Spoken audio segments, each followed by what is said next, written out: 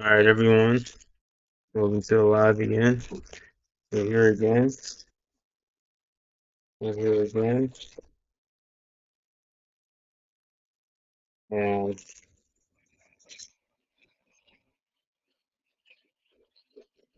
crazy, crazy things that went on.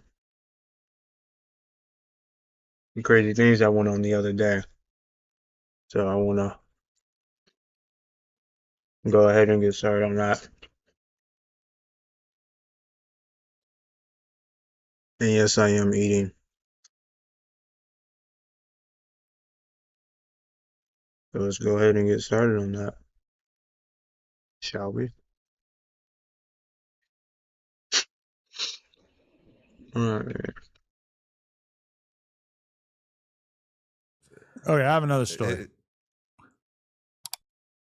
Yeah, I thought this was Some pretty people have funny. probably noticed that Joe I know Budden's Joe podcast Budden, has right? moved out of their prior set This is funny. and has moved back to the basement where they previously recorded, which is actually where I went when I filmed my episode with them. You got ambushed?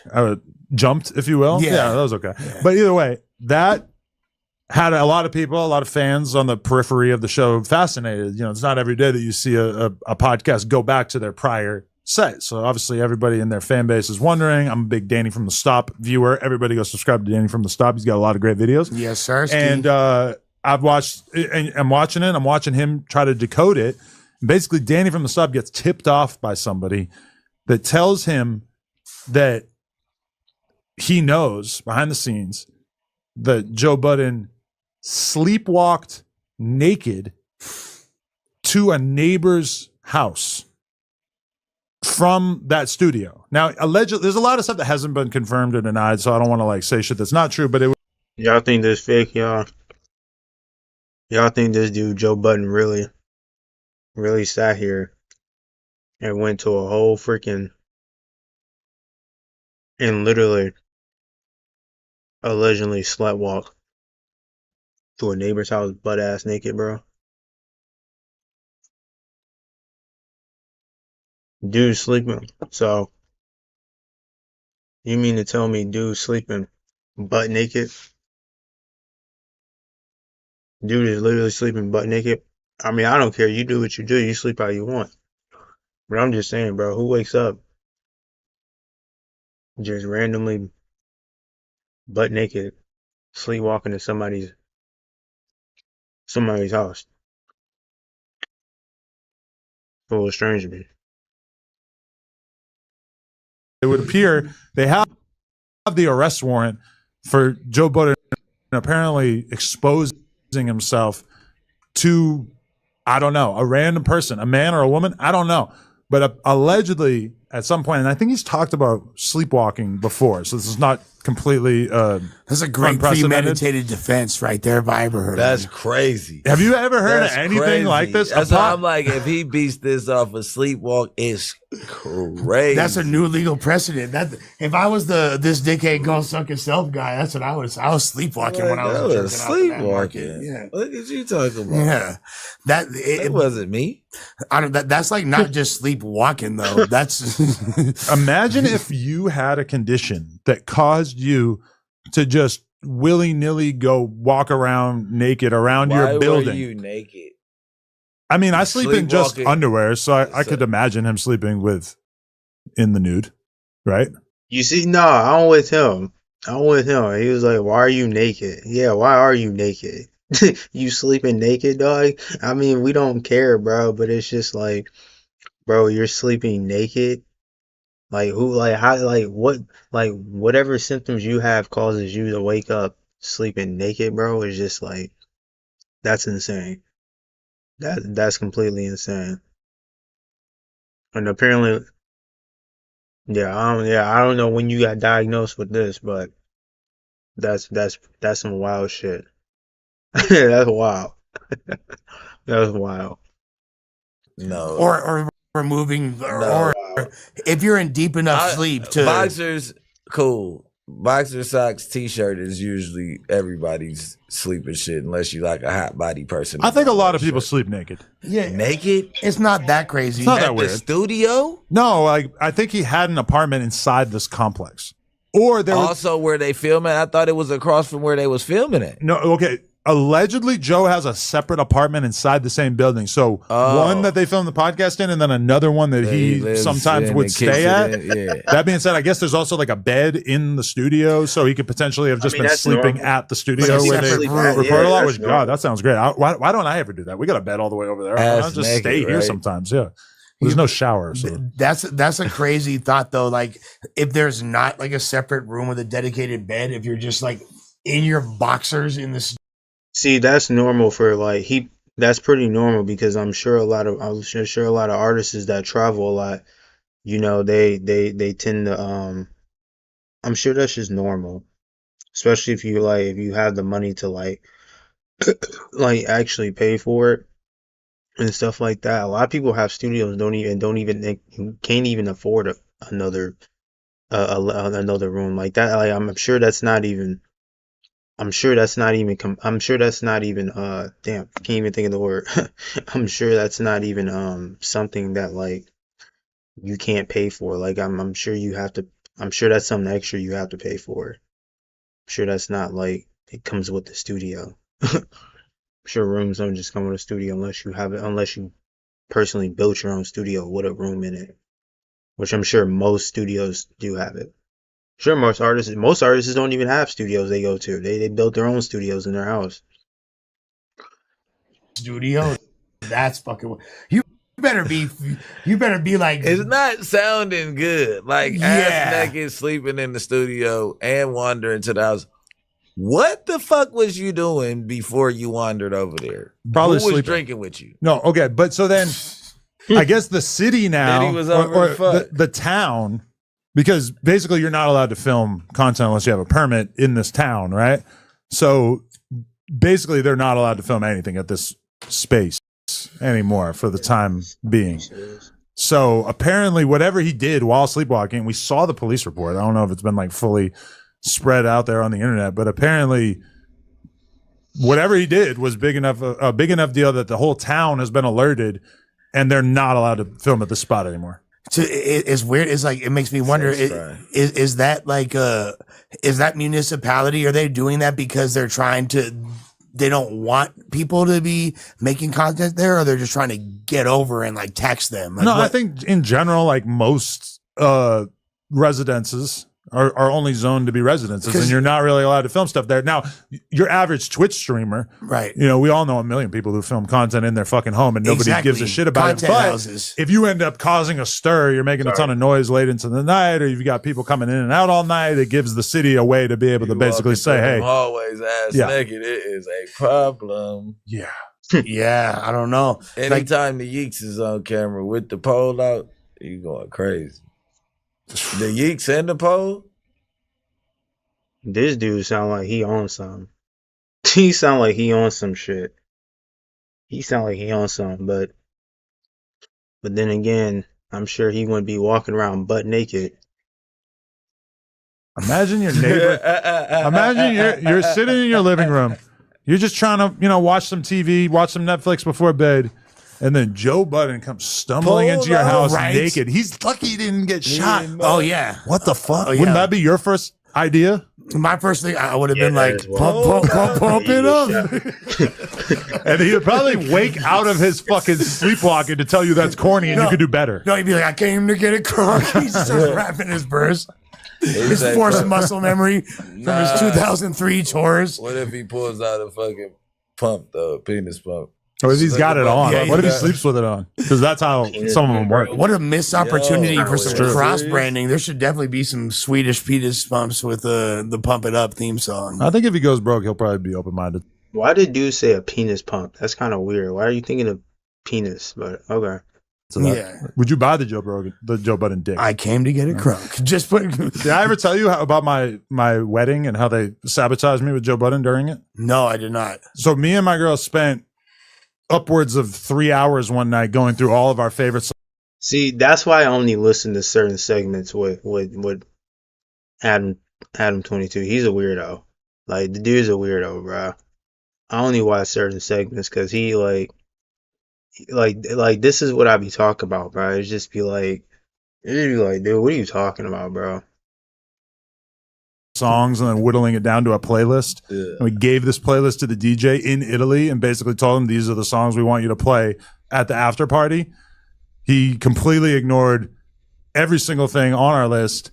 And before that had even really sunk in, and I realized, like, oh, I don't know any of these fucking songs. Pump it up. And this is kind of like the heat of me and Joe going back and forth. And that was the moment when I realized, like, oh, this motherfucker has gone rogue, hasn't he? Is that like when the DJ played Not Like Us when Drake was in the club? And But that hasn't actually happened yet, has it? Nah, Drake's moving too careful for that. Did you translate it right to the DJ? It was just over. Like I think Glenn went and said something to the DJ. He didn't have a list. Sorry for Drake. There was no chance he was going to be able to download all these fucking songs or whatever. It just wasn't happening. Yeah, I thought that was kind of wild. Let's see if we can find another video of this, because I think this is wild, bro. I think this is wild. I think this is wild. Dude is literally walking around butt naked.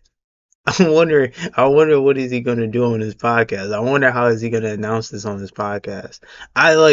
Some makes me think he did it on purpose, but some makes me think, like, dude, did you just forget to put on like some underwear or something like that? Like, I don't know.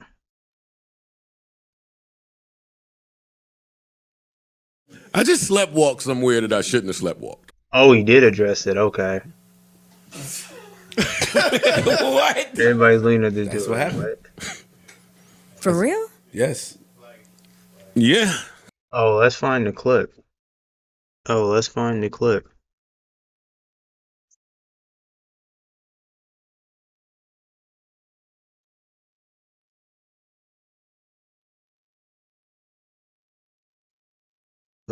clip, because I'm not even gonna watch this guy.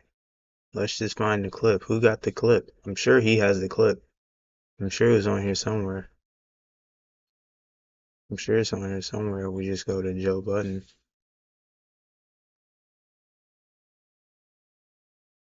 Dude, look at this. Dude, it just happened, dog. It just happened. Look at this. It just happened. That's crazy. It just happened. Damn, where's the shoot.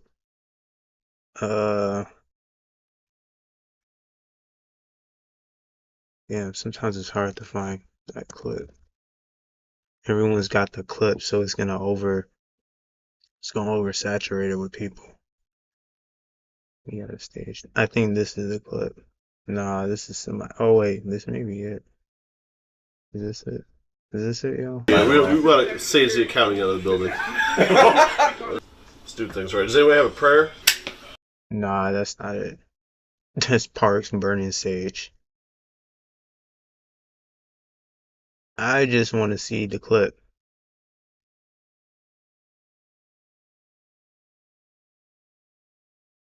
Let's go to his page. I think he doing it for more views. I think he doing it for more views, bro. Cause I don't think anything was funnier when when those kids went to his what's his face, his house, and dropped a bag of shit and dropped a bag of shit on his front door. I thought that was the funniest shit ever. See, look, now when you look up Joe Budden, it's just like it's just clips of this dude. That's crazy. Did I not just search it? Oh, okay. I'm like, wow, that's crazy. Damn, dude.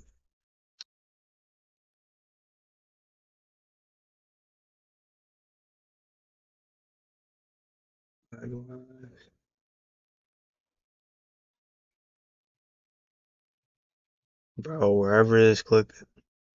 Alright, we not. Maybe I should have had it for y'all. But we gonna go back and try to. We just gonna go back, cause maybe this is the clip. Budden got a weird case, but it's fake. Nah, I hate hearing people. You. I just want to see, dude. I just sleptwalked somewhere that I shouldn't have Alright, sleptwalked. we'll just watch this. What? That's what happened. For real? Yes. Yeah.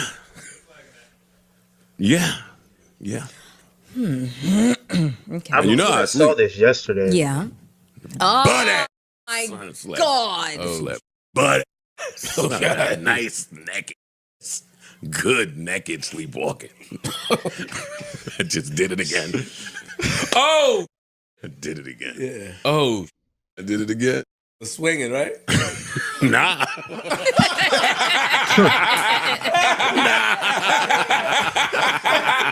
Telling you, dog. I think he did. I think he did it on purpose, bro. And I mean, if he did, you know, it's cool. I mean, it's funny. You know what I'm saying? I mean, he probably doesn't even care anymore. But that's some crazy shit. Look, this one who said, "Say no to drugs. Junkies are celebrities. Unfortunate." Nobody can go through this stuff but me. It's only me. It's only me. So you got to deal with That puts everything. Oh, you got to deal with oh. what comes with that. I had like 5 things. I wasn't nowhere near some. Would have never guessed. Nigga, I could have guessed It's 50 in a week. impossible to guess. Impossible. This is December 4th. But when you hear it, It it's says like issue date December tracks. 4th. yeah, it tracks. Oh no! Wait till I give it to you. Pause. But wait till I really get. This is a story. This is a story.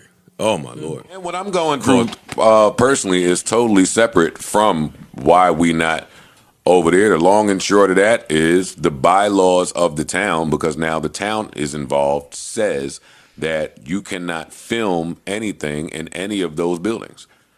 Oh. That's the long and short of it. Oh, maybe that's why. Maybe that's why they're in his house instead. Maybe that's why they're in his house instead. I don't know, but that's kind of weird, bro. You're just butt naked and you just don't. You kind of don't care, dude. I mean, that's a little crazy, bro. I mean, I don't know, bro. I don't know. These celebrities, they pull weird stunts, man. They pull weird stunts like this, and this is by far probably the weirdest. And it literally, it's like it's New Year's, dog. It's literally the New Year's, and dude is showing up butt naked in front of people's house. Like, who is showing up butt naked in front of somebody's house? Like, that's extra weird. Now you could choose to fight that and go to court and spend the money, but somebody over there got the town involved. You're on camera. And yes, nigga. that's I have what it is. kids. For me, Yes, I don't want to see no grown ass man walking around butt naked, bro. I got kids. I got dogs. I got kids. I got animals. Me, I don't want to see you butt naked. Like, that's weird. That's weird. I mean, if you were publicly in the street, I wouldn't care. I mean, if you were publicly in the street, like, I wouldn't care. But like, if you walking around like in the whatever the space, whatever those rooms are, those spaces or whatever, yeah, it's kind of weird, bro. Like, imagine me coming home. Imagine me coming home. You know what I'm saying? Like, imagine like I'm leaving the house or I'm coming home, and there's some dude in front of my house, bro. He's just butt naked, and I'm just like, whoa. Like, it's crazy. I didn't want none of my people to continue to be surveilled and scrutinized and treated That was a certain way. yeah. I never want that. Yo, it's Big Ant, the spokesman, man. We back. Another edition of Urban Politicians TV. So you can watch the clips in the beginning from posted up the Edgewater police, a 44-year-old male. The caller was alerted to button by the doorbell. Real life, something that he probably want to handle and not be blasted all over the internet this way. But this is what come with fame at times. As his lawyer is saying, what would make them go public about? Okay, well, we ain't about to. Oh, here, okay, he dropped the episode. Okay, so we can just watch the episode real quick.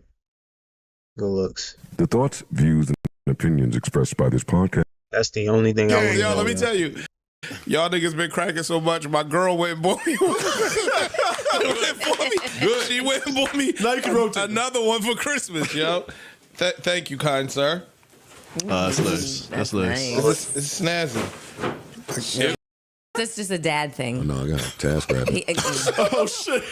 I feel like I don't even think this is the episode, but anyways, yeah, that's kind of wild to just be walking around butt naked, bro. Like that's just kind of wild. But The suspect in the New Orleans vehicle. now this is crazy. Apparently, this dude. I haven't really heard too much about this, so we're just gonna watch this together. Apparently, some dude.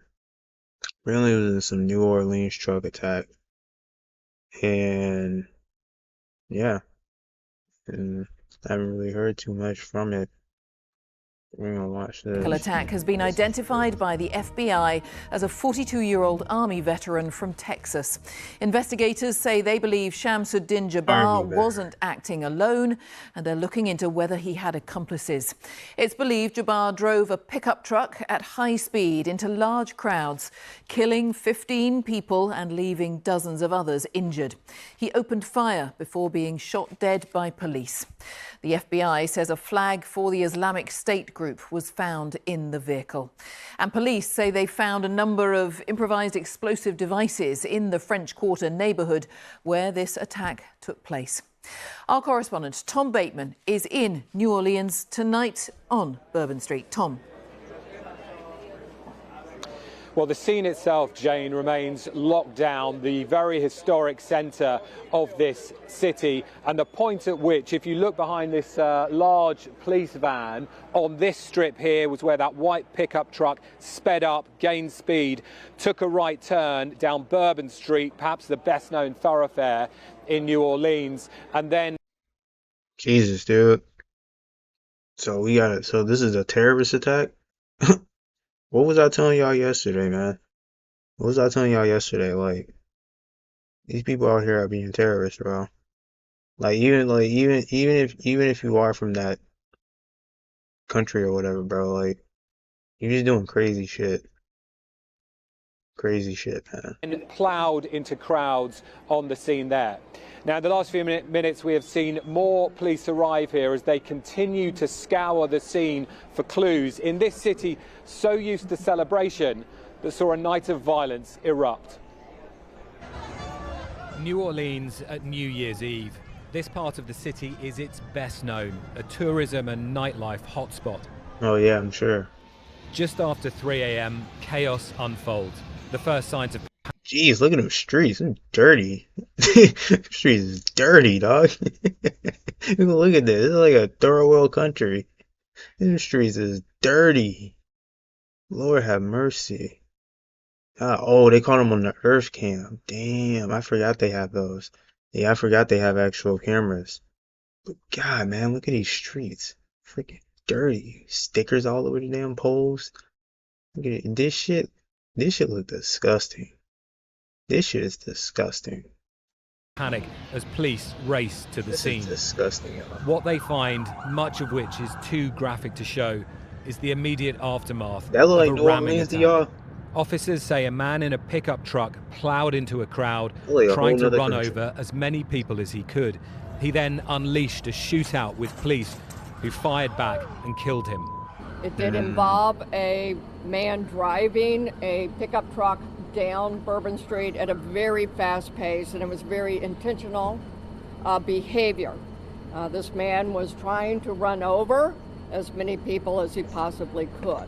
He was held. Sound like that Darrell Walker case. Remember this guy? What is it, Darrell? Oops. Oops.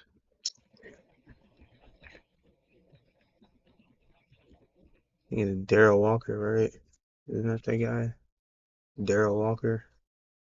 The dude freaking ran over. It's not gonna show it, Darrell. Here, hold on.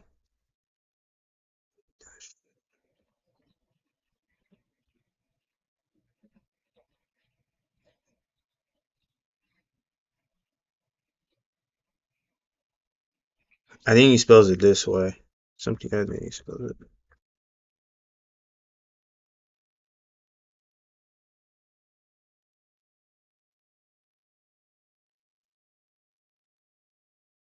God, I can't spell, y'all.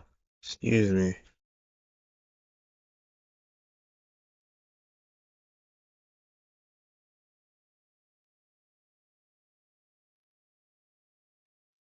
They all spell it differently, but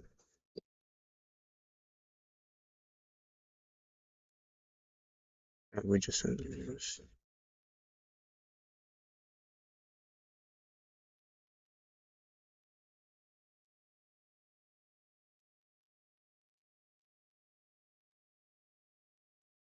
why is it not coming up? Isn't that his name? Yeah, Daryl. Yeah. Oh, Daryl Brooks. Whoops, it's Daryl Brooks, not Daryl Walker. I don't know why I don't know why I thought it was Daryl Walker. Okay. No, it's Daryl Brooks. Remember this freaking guy? The dude who ran over all those people? Yeah, this is what that reminds me of. That guy. Hell bent on creating the carnage and the damage that he did. A British tourist, Steve Hyde, was in the city to celebrate his birthday. I was in a bar 15, 20 meters from Bourbon, and we were all having a great time. I'd been in there for maybe 2.5 hours at that point. And then we heard shots and saw people running past the window, and didn't really know, what was going on. Obviously, we heard the shots. We knew it wasn't going to be good. Dozens were wounded, including 2 police officers hit by gunfire. Police evacuated a wide area and say they found a potential explosive device in the truck and other possible devices outside it before they carried out controlled explosions. The FBI says the attack is being investigated as an act of terrorism. At the latest press conference, officials have given more information about the suspect. The subject has been identified as 42-year-old Shamsuddin Jabbar, a U.S.-born citizen from Texas. He was driving a Ford pickup truck, which appears to be rented, and we are working to confirm how the subject became in possession of this vehicle. An ISIS flag was located on the trailer hitch of the vehicle, and the FBI... ISIS flag. This dude's a whole terrorist, man. That is crazy. They still can. Jesus Christ. is working to determine the subject's potential associations and affiliations with terrorist organizations. Investigators are scouring the scene for clues as further details emerge about Shamsuddin Jabbar, including his US military background. This afternoon, President Biden gave about Shamsuddin Jabbar. So that's the guy. Yeah, I thought that was the picture that I saw. Yeah, that's crazy. That's crazy. This guy? Just one guy? Well, I wonder where everybody else is. Or if it's just him over here. May have family over here or some crap. See, this is what I'm talking about. It's like this guy, he's like, who knows how long he's been living here for. But imagine like you're just out and about, you're having a good time. And then some dude just like starts running over people. And like it's just crazy that I think we do need to secure our borders. I think this is just showing even more evidence of why we should be securing our borders and actually making sure that the people who come over here are not like they don't have criminal backgrounds. Like, it's just crazy, you know what I mean? Like, you're coming over here and you're terrorizing people and stuff. Now the guy who killed that one dude, the CEO, Luigi, that guy, he's like level 1 terrorist. This guy, like, this is what I'm talking about. This is like, that guy's level 1 terrorist. This guy is like, he's like level, he ain't level 2 terrorist. He's like level, I don't know. It's tiers to it. I would say probably like level 3 terrorist. No, he's probably like level 2 terrorist. Like level 2, level 3. Yeah, like level 2, level 3 terrorist. Crazy dude. Crazy guy. Let's continue. Jabbar, including his US military background. This afternoon, President Biden gave his reaction. I've spoken to every member of the agency, from the CIA to the to our national security team, to our FBI, NSC, and I'm Biden, getting how the hell gathered did home, he get and I over spent a here? lot of time with the How did he mayor. get over here, dude? What happened? Well, the reaction was one of anger and frustration. Ooh, Indian. He says the White House is offering its full support to the city, which is now ushering in the new year, grieving its dead, and praying for the wounded.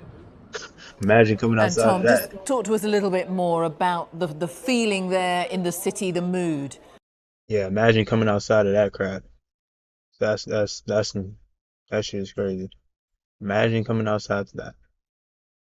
Just unbelievable. Unbelievable. Let's see. I think they got. Let's see if we got one more video. One more video. Yeah, that's crazy. We'll continue now.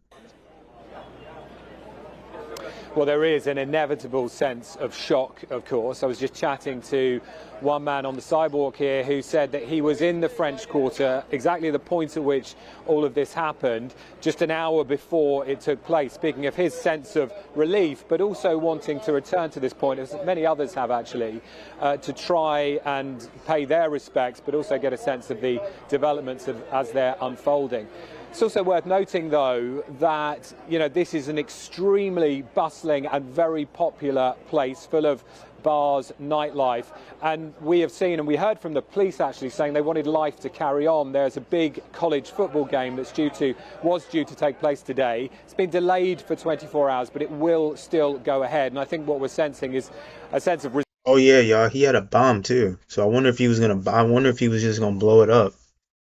I wonder if he was just gonna blow it up. Cause that makes sense. I wonder if he came here to blow it up. But it's only one of him though, which is even more crazy. So I wonder if it's just him, or I wonder if it's like a whole group of these people. And like I said, how are you entering this company? Like, how are you entering this country? Like, how long have you been here, bro? How long have you been planning this? You know what I mean? Like, how long have you been planning this shit? resilience that this city wants to try and show that it's carrying on. And that comment, Tom, from the FBI that the suspect wasn't necessarily acting alone, what more do we know about their investigation? That's right. I mean, the FBI said that they believe that there are accomplices in this. Now, they didn't give any more details other than to say that they are searching for, in their words, some bad people, at the same time as trying to secure this city. They will, of course, be looking extremely closely at the background of Shamsuddin Jabbar as they continue that investigation. We now know, and the army has confirmed, that he spent a decade in the US military. He had deployed to Afghanistan for around a year from 2009. Also emerged. Oh, this dude's a traitor. So you telling me he was in the US Army, got deployed to Afghanistan? Dude is crazy. Nah, this dude's a traitor. This dude's a traitor, bro. That's wild. That's wild. It's a YouTube video that he himself made in recent years saying that he was an estate agent, an IT specialist. That's what he did in the army. And also, I think, giving the investigators further lines of clues as they continue to scour this scene, try and secure the city and look into the background of their main perpetrator, the main suspect in this attack. I bet his job made him go crazy. I bet his job made him go crazy. I don't know about y'all, but some of these people, man, they can't handle it, bro. Their job just makes them go crazy. Their job really makes them go crazy. And I think people like forget that. I think people forget, how stressful sometimes a job is or a career or whatever. And, it's just one of those times where, anything can just pop off at any time. And that being one of them, this guy's a maniac, bro. I'm telling you, dude, it probably has to do with his job. If not, then he's a terrorist. And what I mean by terrorist, I mean, apparently he served in the military, so I don't know. He probably just got some like anxiety problems going on or something like that. I don't know. Dude is just like off the handles, man. It's just very unfortunate, very sad. And it's New Year's too. It happened today. It's like 3 hours ago.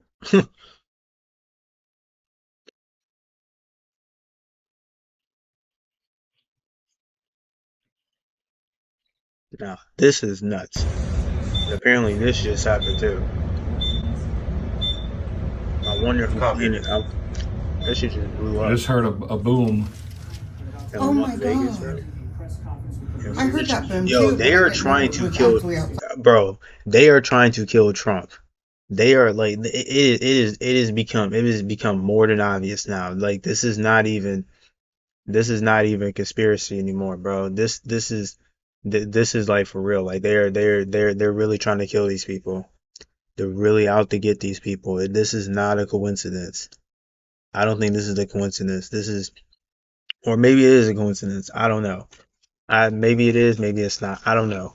But you tell me, Trump almost got assassinated at that convention, and then now a Cybertruck gets exploded outside of Trump. Come on, come on, come on. Let's put two and two together, y'all.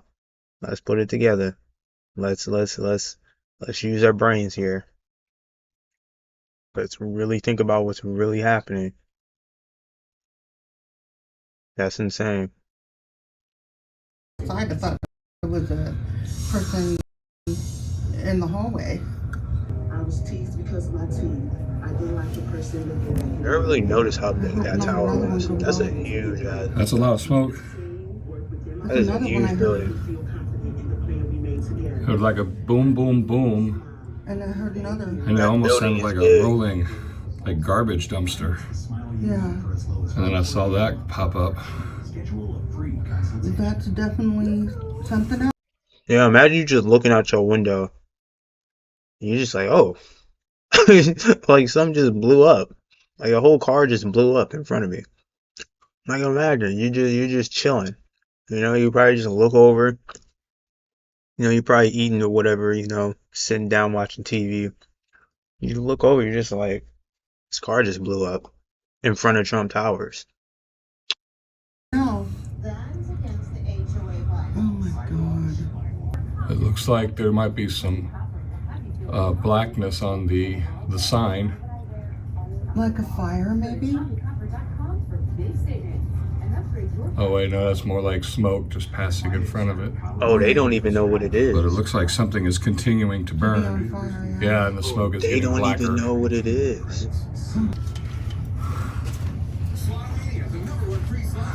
That's nuts. That's nuts. Damn, they evacuate all those people. That's nuts. Okay, hold on. So you're telling me a terrorist who had a bomb, driving extremely fast down the street or whatever, and he's military, you know, he's from the military, blah, blah, blah, blah, blah, and apparently it was the ISIS flag. Then a Cybertruck blows up. Now, who knows? Maybe it's just a coincidence. Maybe the truck blew up because it was bad manufacturing. I heard apparently there was a lot of recalls on the Cybertruck. Who knows? Maybe that was one of the recalls. Could be, possibly, maybe, maybe not. I don't know. But this happened in one day. So within, I guess, a 6 hour span. No, probably within mm, because I didn't see this until it's 11 now. This probably happened within a good 8 hour span. Within a good 8 hour span. And it's not even the next day. Like this happened all in one day. So you tell me, man. I think this is I think this is definitely a setup, but could be wrong.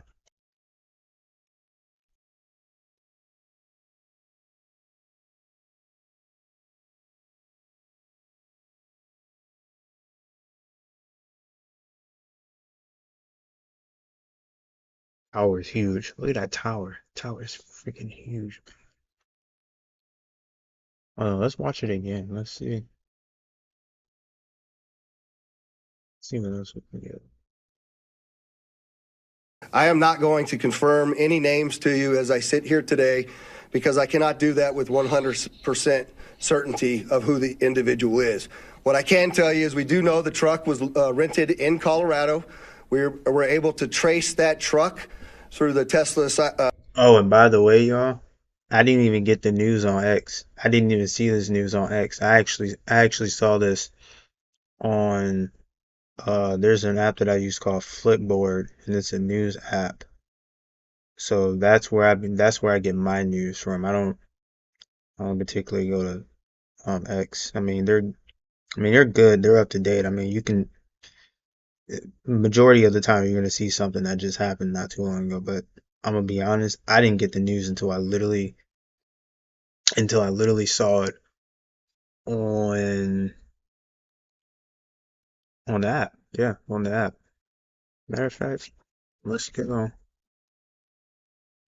Uh, let's go to X.com. Oh wait, who is that? Oh, I thought somebody died. Hmm. Thought I saw something. Thought I saw something, y'all. Yeah, they're trying to kill him. They're definitely trying to kill this guy. They're definitely trying to kill. See now, look. I'm reading. You guys can't see, but I'm reading this off of X, and it says Tesla Cybertruck explosion in front of Trump hotel in Las Vegas leaves one dead and seven injured. Apparently, this is Elon Musk that posted it. Somebody wrote, honestly, Elon Musk should consider suing outlets who framed the story like this. These headlines are sabotaging Tesla's brand by making people think it caught on fire. There's about one Tesla fire for every 300 million, every 330 million miles travel. Other cars have one every 18 million miles. That's insane. So that's like not even that's like one out of a million, bro. That shit doesn't that's not even that doesn't even happen often. And actually you don't even hear about recalls on Teslas. So that is pretty that is pretty out of ordinary for that to be happening unless people are like doing weird shit to the car.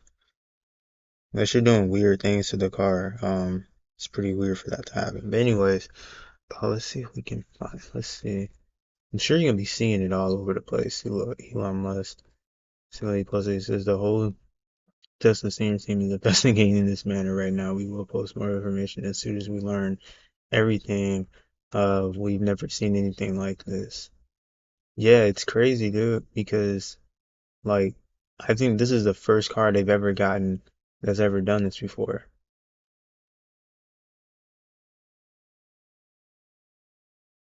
Damn, that hotel is still nothing happened to that hotel.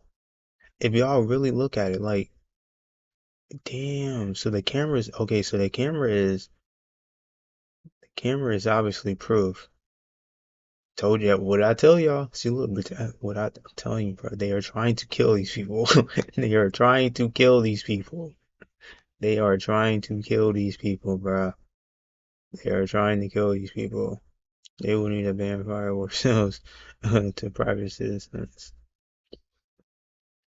This happened on New Year's. But they had a recall, though. I don't know if y'all know. They had a recall.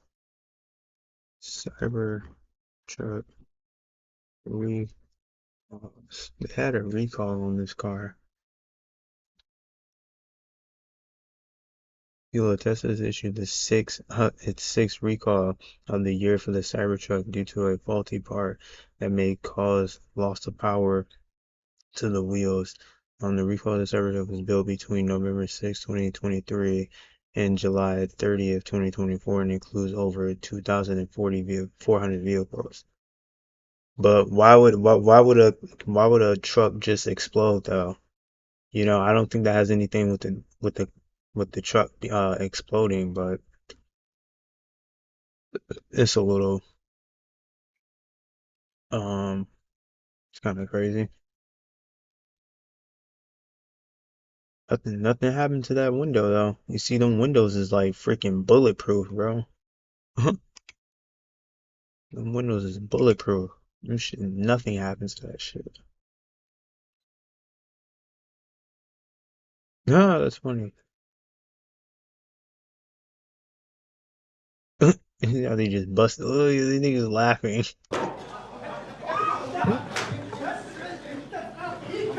Yeah, that's like the funniest shit ever. But anyways, let's get back. Charging stations, and it arrived here in Las Vegas this morning at about 7:30 and went up and down Las Vegas Boulevard before immediately pulling into the Trump Towers.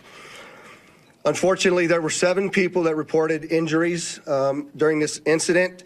All of them still remain as minor injuries and were treated at UMC. I would like to thank the Resorts World because, as you know, we had to close down the Trump and evacuate it, as well as the Fashion Show Mall. And the Resorts World was very gracious in taking those hundreds of individuals in over there, housing them and feeding them prior to us being able to completely clear the hotel. The hotel and fashion show are back open for business.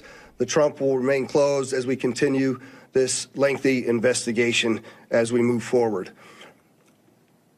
I'm going to yield now to Chief Billy Samuels, but I'd like you to also recognize all. Damn, they opened the store up and not the hotel. That's kind of strange. I'm surprised. I'm surprised anything within that radius is even open. But it makes sense. It's a business, and you know, the longer you stay closed, the more money you lose. So, you know, I mean, it would just be kind of unfortunate. You ain't trying to lose business, but obviously people are getting hurt or could get hurt. All of our exceptional elected officials that have come to support the police and the fire department and this community in remaining safe. There is no further threat to the community as I sit here today. And I just want to make sure that our community understands we believe this to be an isolated incident, and it is now over as far as the danger. So, Billy?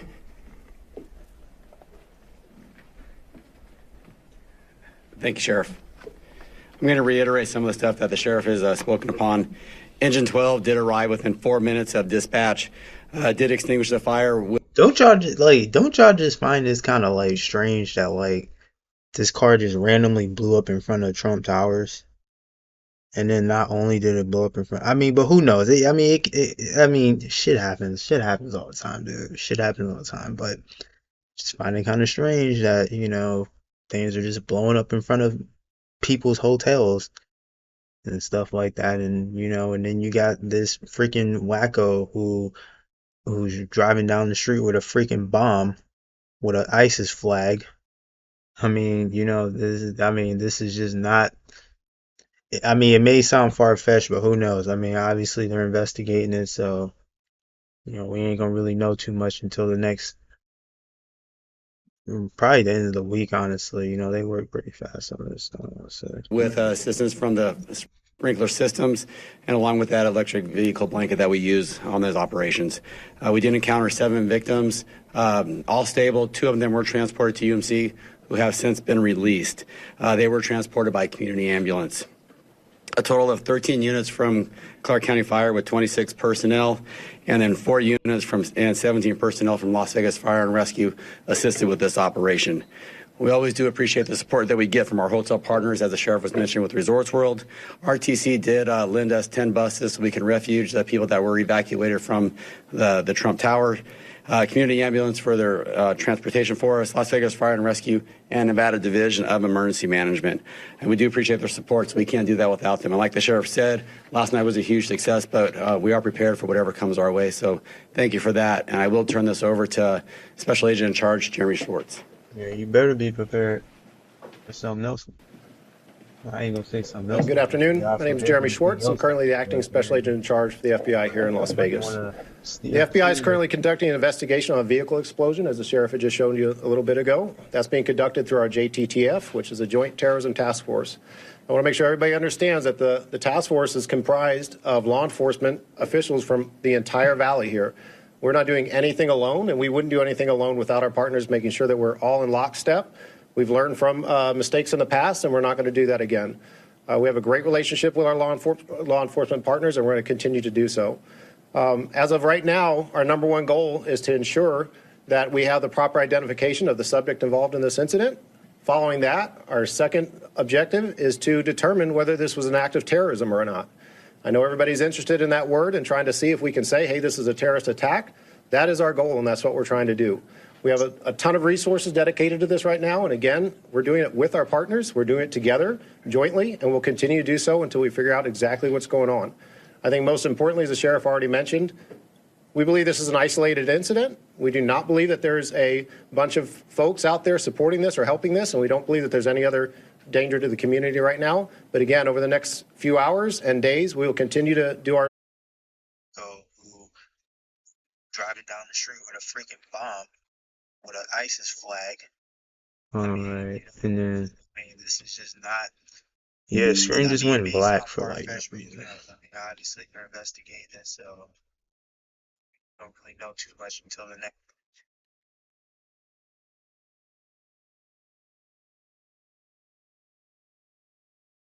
Definitely clicked on that. So. Who is Jesus to you? In your eyes, who is Jesus? His name. It has been confirmed that Joe Rogan has brought on Wes Huff, a biblical scholar and textual critic, on his podcast after Wes Huff had an incredible performance against Billy Carson in a debate. Joe Rogan's relation. Do y'all really believe that Billy Carson is lying?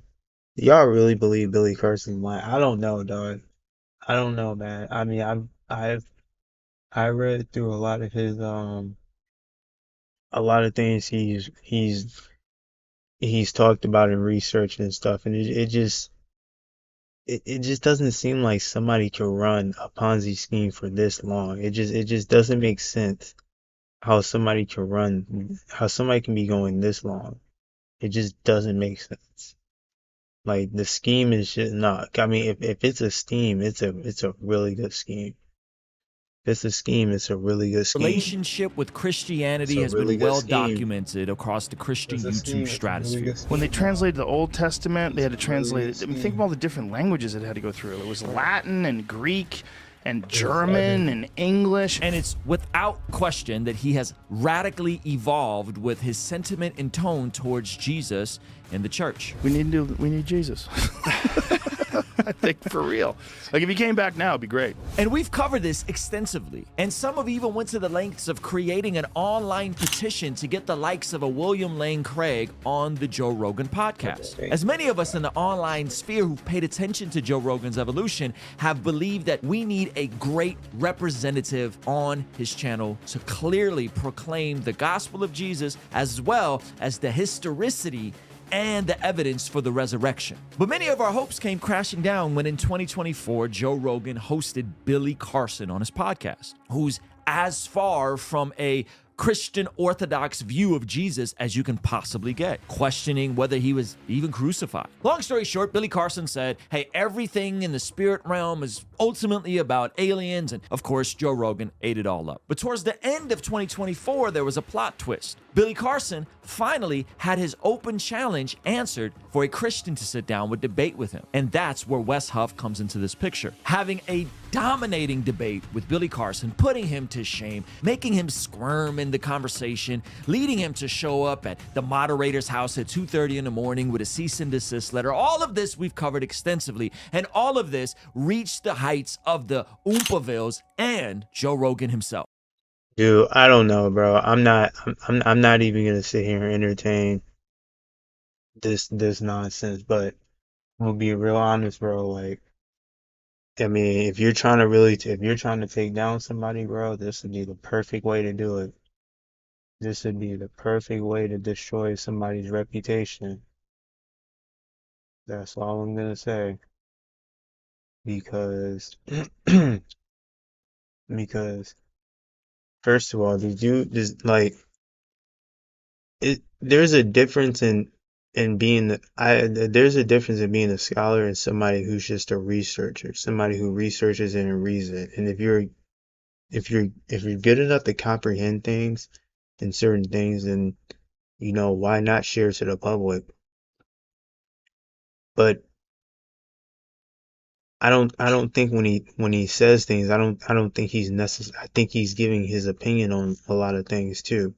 So we can't, sometimes we may take what he say for granted, and it's really him just speaking his mind, saying, "Oh yeah, this blah blah blah, whoopie whoopie whoop." It's just insane, man. This is really insane. Let's see what else we got. Oh yeah, there was oh yeah, the Brian.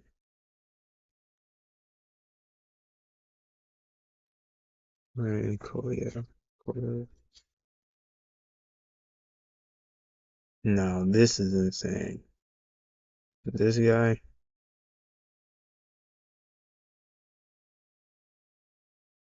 This guy right here.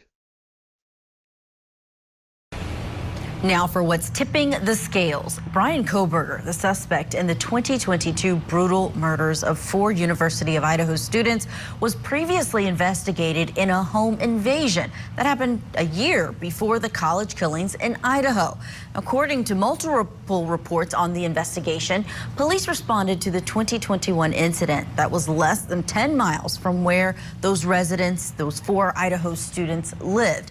Now, the woman and dad described a terrifying ordeal to police. Here's a listen to a portion of that body camera. I have a couple questions for you. Okay. Where did you see this person? I was asleep, and then I woke up Okay. and it was just me and Sadie home at the time, and we both lived down in the basement, and my door was closed. I heard my door open, and I looked over, and someone was wearing a ski mask and had a knife like this. Okay. And so I kicked the out of their stomach and screamed super loud, and they flew back into my closet and then ran out my door and up the stairs. Okay, and that's the last you know is they ran up the stairs? Yeah, and then when they got home, this back door was wide open. Okay, how long ago did this happen? Maybe 15, 20 minutes at most. Okay. And so between the 4 of you, it's the whole house? Yeah. No one else is there? There's another unit in the front, but there's just one person that lives down there. And then the 4 of us live upstairs. Oh, it's just chilling. The ski mask, the knife, the back door. Now, this was, again, 1 year before the killing of those 4 university students. And then after, it was an unsolved case until then. And then after those killings and then the arrest of Brian Kohberger, police looked into Kohberger as possibly being connected to that home invasion as well. He was investigated and later cleared. I think it's just if your phone is off the whole entire time, that's just I don't know if they can't track his, they can't find any data on his phone leading to where he was, but they're also saying that apparently he was in the area. So I don't know, it's kind of hard to determine. It's kind of hard to determine that, in my opinion. But maybe but wouldn't it be crazy if it wasn't even him though? And he's been sitting there the whole entire time. Wouldn't that be crazy? Wouldn't that be insane? Oh my God. But what we're asking is if this strange and eerily similar incident that happened just 10 miles away from where this quadruple murder happened, could it tip the scales in favor of Kohberger in his upcoming murder trial? Let's bring back in our panel to discuss. We have with us criminal defense attorney and former prosecutor Jack Rice, criminal defense and civil attorney John Phillips, and lieutenant and retired commanding officer of the Nassau County K-9 unit Mike Gould is with us as well. Mike, let me start with you. What's the process in going back through a case that is already unsolved, but then you get a new case, and I'm assuming it's not instant, but eventually there are some connections that are made? Right, Julia. Yeah, so there's remarkable similarities here. One of the things, contrary to popular belief, eyewitness testimony is not as reliable as scientific evidence, photographic evidence, DNA, cell phone. So if they excluded him, I hope they're right, because there's only two possibilities. He was involved, which would help the prosecution, or he wasn't involved, and of course that's going to affect the defense, because now there's a murderer running around there that's not Kohlberg. But I'll defer to the attorneys on the legal minds on that. But from a police standpoint, they've obviously excluded him. But just because he wasn't the right height, I've had witnesses be off by 6 inches on a person's height or weight. So it's not as reliable as people would think. Yeah, those differences in the height could have been part of why they cleared him. It's addition to the fact that he was not found to have been in that area because he hadn't started school there in Idaho or in Washington at that time. But Jack Rice, weigh in on that. Mike is talking about that potential for reasonable doubt if there's someone else who could have committed these crimes. Yeah, the term we would call that is an alternate perpetrator. If you think about this, let's go back to 2021 for a second. And if I'm defending Kohlberger in a case like this, what I'm arguing is whoever it was in 2021 who did this, who broke into this house, what have we got? 10 miles away in Idaho, a man with a mask that is black, the black mask, that has a knife, that doesn't speak. It sounds everything like the person who killed the 4 students in Idaho in 2022. And so it's that same MO. And if you can pin that, really shift and move all of those guesses, all of those beliefs by the state to the 2021 case and say, the police cleared Kohlberger. It couldn't have been him. It was whoever it was in that house at that time. What that does is it places much more of a burden on the state to articulate what they're saying and not just say, trust us, we have it right. They better need to prove that it's right for a jury of 12. Yeah, John Phillips, what does this development, this released body camera footage say to you about the case, if anything? Look, sometimes as a lawyer, you work, you study your case, you do everything you can, and sometimes a little luck falls on your desk. And for the defense team, this is exactly what happened. You know, they've got a factually similar incident when your client didn't meet the physical requirements, didn't meet the geographical requirements, had an alibi, but it's enough to say, wasn't me. And so, you know, sometimes you just need a little luck in the practice of law. And I think this is a big, big deal for the defense team because you can just keep pointing. No, you know, they blame my client for everything. They blamed him here. They blamed him there. It's a fortuitous day, as they say. Love the demonstrative aid, John Phillips. Let's take a look back, though, at more of that body camera footage, again, from this October of 2021 incident that happened in Washington, very close to where Brian Kohlberger would eventually become a student. It's just important to, you know, how they're holding the knife and stuff is, I have to articulate that, yeah. So yeah, she was holding the knife above her. Okay, so this is all what she told you. You didn't see any of this? Yeah, okay. I didn't see any of this. I was in my room and the doors were closed. And she kicked him? Yeah. Did she say where she kicked him? She said she kicked him in the stomach. Kicked him in the stomach. So like, did she say how or motion? No. Okay. I mean, I'm assuming she probably just, like the way that he her is room is pretty set up, her bed is right here, up against the wall, and then the door is right here directly next to it. So Yeah. when they walk in, they would be standing like right here next to her bed. And so I'm assuming she got up and kicked them because she has a closet that's right here. Okay. And her bed is right here, and so they were right here. I'm assuming she kicked them in the stomach. They fell into the closet, and then they ran upstairs. Oh, it's just eerie, Mike. When that house didn't look like the house that they showed months ago. Unless that's the actual house. Or maybe that's his house. I don't know. That did not look like the house I saw months ago, but okay.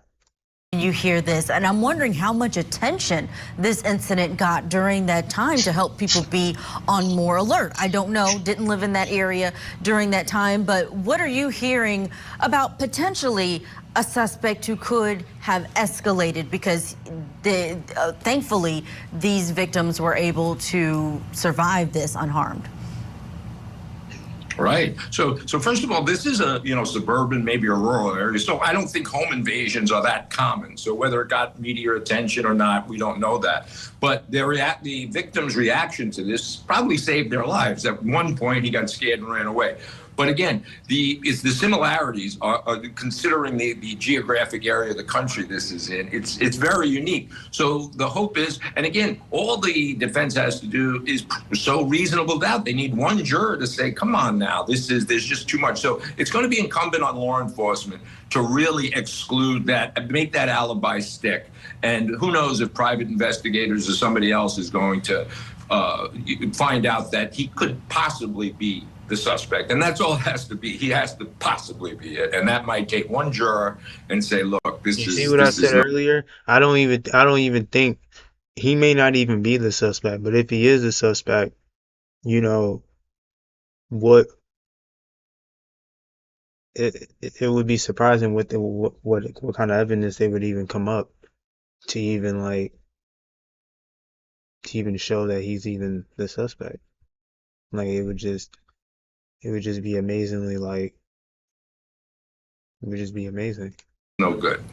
Jack Rice, I know it's going to be infuriating for the family of these victims when if they see a filing like this from the defense, but what can we be on the lookout for? What will indicate that this is where they go with it, or do they save it for trial and perhaps something that they bring out in their case?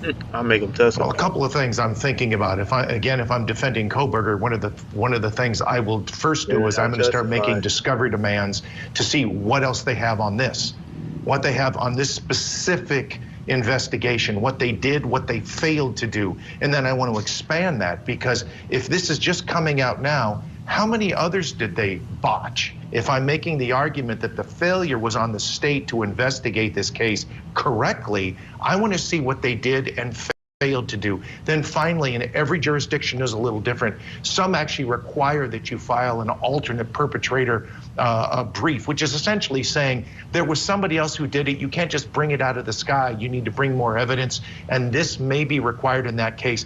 But it does do one other thing, Julia.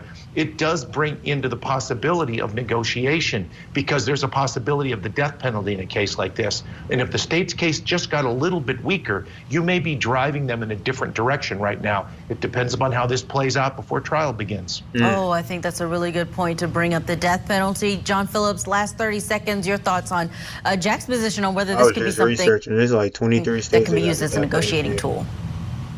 Absolutely. Everything my fellow panelists have said, I agree with. And I don't need to add to it, except happy holidays, everybody. All right, we will leave it there. John Phillips, thank you so much for joining us.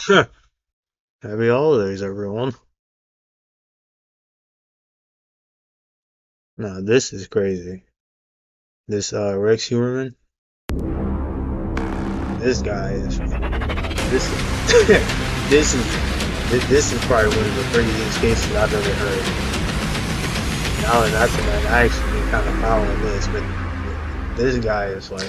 I'm Vinny Politan, the subject of my. This guy has been getting away for years. There is no way, dog. There is no fucking way. Investigation is the accused Long Island serial killer. This case has literally been decades in the making, but new developments continue, including a 7th victim. Here's the story. The investigation into the Long Island serial killer began as a search for a missing woman named Shannon Gilbert, a 23-year-old woman who disappeared near Gilgo Beach in 2010. When investigators started the search, instead of finding Shannon, they came across body after body after body on a strip of beach on Long Island. It began with the Gilgo 4. then more victims, eventually totaling 10 until Shannon's remains were finally found on another nearby beach. Then, 13 years later, an arrest for the murders of the Gilgo Four, but not for the murder of Shannon Gilbert. The accused Long Island serial killer was revealed to the world, an engineer who commuted to work every day from Long Island, where he lived with his family. Then, the investigation continued. How you got a whole family and you committing all this crime? Like, how do you even have time to do this?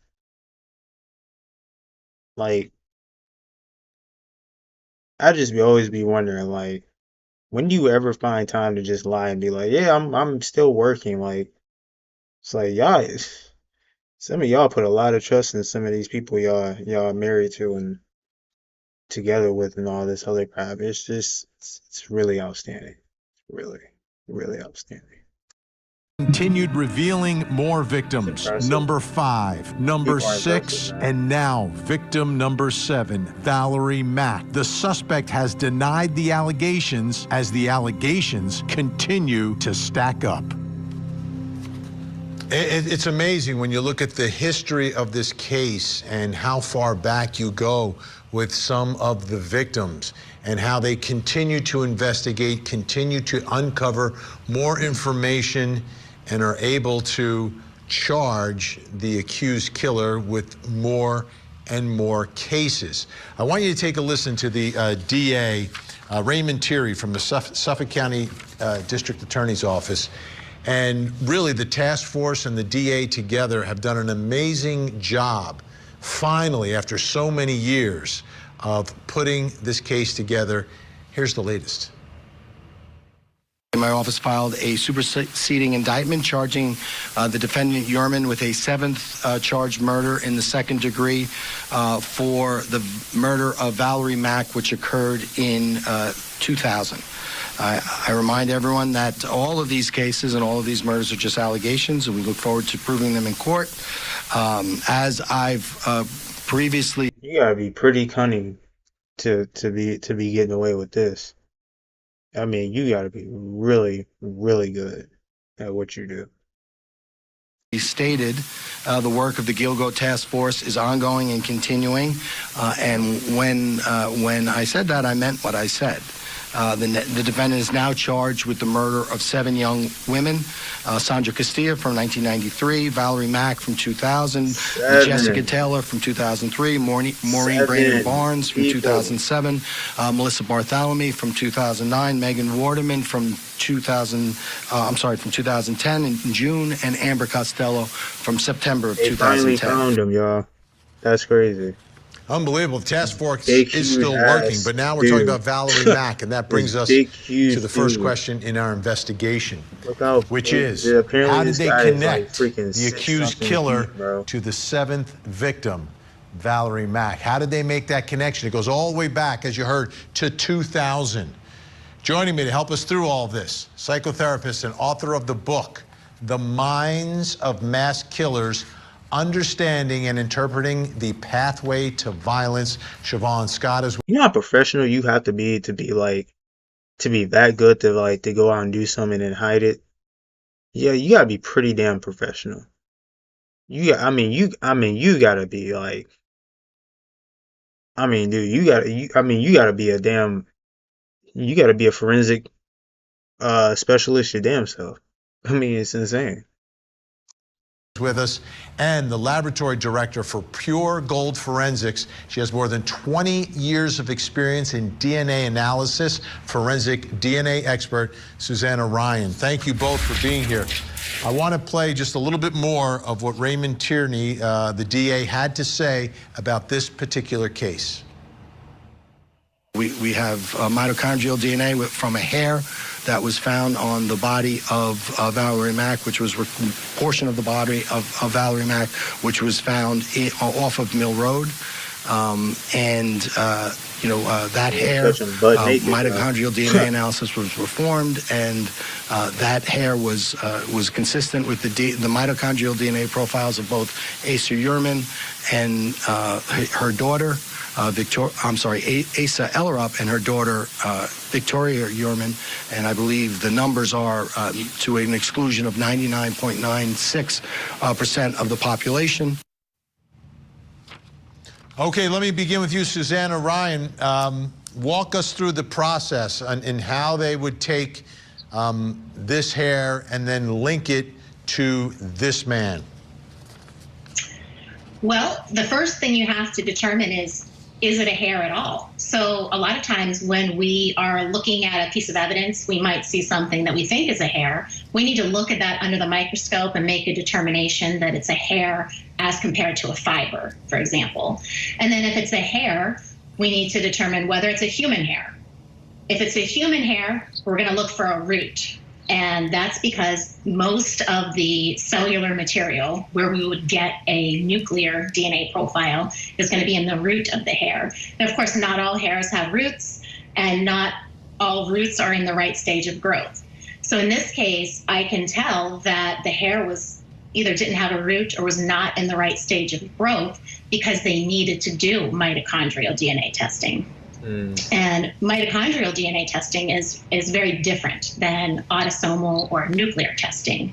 And that's because in the cell, when we're talking about regular DNA testing, we've got 2 copies of DNA in that nucleus. With mitochondrial DNA, there are actually hundreds or even thousands of copies of mitochondria per cell, and each one of those have their own DNA. So it's different than nuclear DNA. But we have a much better chance of getting a result from something like a hair with mitochondrial DNA testing.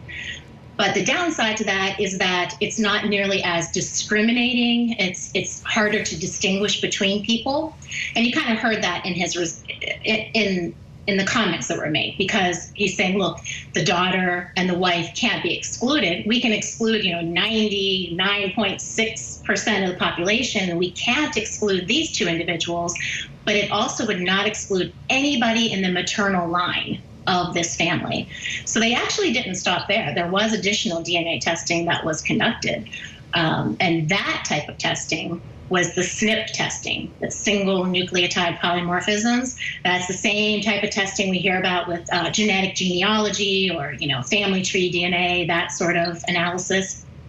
When they did this testing, now they have a result that is stronger than any result I've ever seen statistically, because it's a 1 followed by 356 zeros. That's how strong the result is. I tried to look up that number. It's so large, we don't even really have a name for that number. That's crazy. Siobhan Scott, take us into the mind now of this accused killer, learning that he's been charged in another case, that perhaps another mistake was made by him. My guess is there's a level of narcissism that may run through his veins. How do you think this is impacting him? I can only speculate, but I'm guessing that this is still the tip of the iceberg for Ehrman. I mean, we know he had a 30-year time span where he was absolutely fixated on serial killing and on hatred of women, and the incredible documentation that's available online, much of it, but from the spreadsheets and the detailed planning. I tell you, this dude's a professional, dog. He had blueprints out and everything. This guy is a professional killer. He is literally a professional killer. He would be perfect in the military. He'd be perfect.